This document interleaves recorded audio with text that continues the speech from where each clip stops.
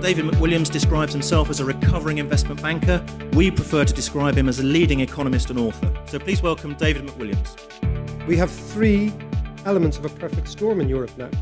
We have no or low growth, we have debts which are far too big, and we've no political leadership. So you take those three things, you get chaos and panic.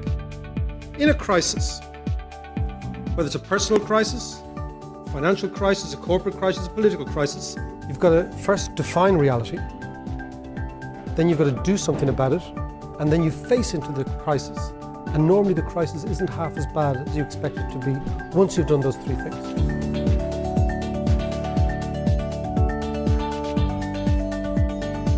Co-responsibility has to be part of the solution.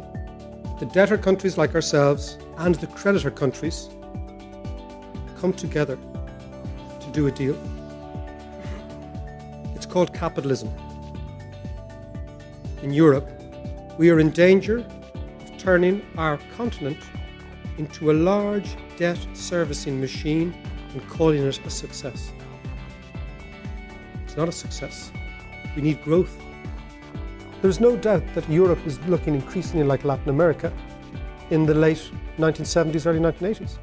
When you default and devalue, you grow. And why do you grow? Because markets have no memory.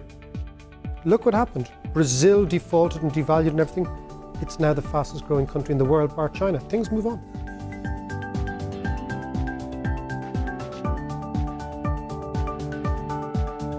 And the final one is political union, which nobody wants. If you go to a referendum now in Europe and you say, we would like a political union, there is half a chance of getting that passed in countries if you say, we'd like a political union in order that we all prosper together. Half a chance.